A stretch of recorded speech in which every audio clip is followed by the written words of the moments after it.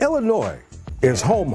Yeah, absolutely. But when you hooked up with Puffy back in the day, New York, absolutely, embraced you so much. Like I was actually, in a lot of different situations before I met Puff, and but it's like that is the situation that actually spawned fruit for me. You know what I'm saying? Sure. I'm thankful for the opportunity that I had on Epic Records and, these other labels. And big shouts out to Hank Caldwell and the whole, Epic crew of that era.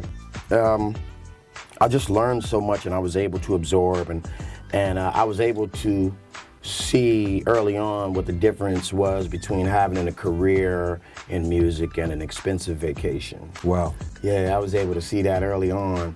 So, it really sunk into me that this is not a 50-yard dash, this is a marathon. And I would much rather be a well-oiled lantern than a fireball. Study the best of the best, and now you're really exuding all of this to a wonderful new generation that can embrace it, because R&B will never die.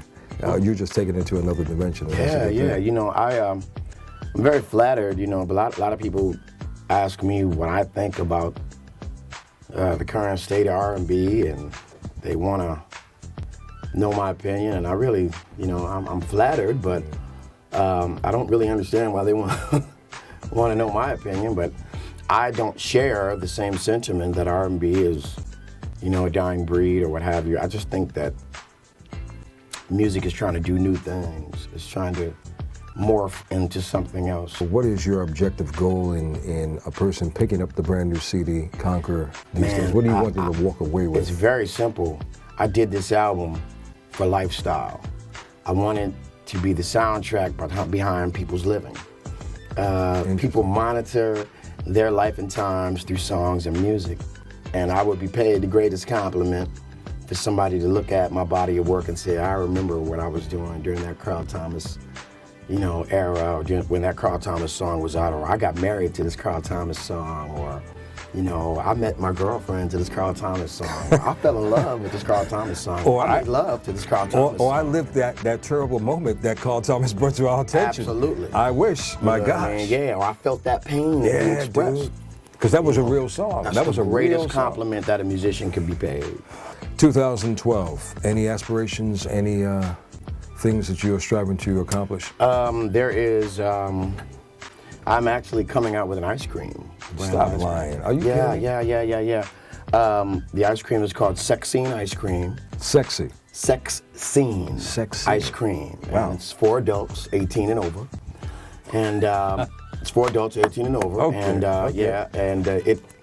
I have a flavor. It's a Preludes and Cream, but it's actually called Caramel Carl Thomas. And when you lift the cap of, it's going to be sold in pints in your grocer's freezer. Okay. And when you lift open the cap, there are certain facts about me that people don't necessarily know. Like what? What do we not know about you? Like, it's hard for me to let somebody else in my kitchen to cook, you know what I mean? So you hard. cook? Absolutely. It's very hard.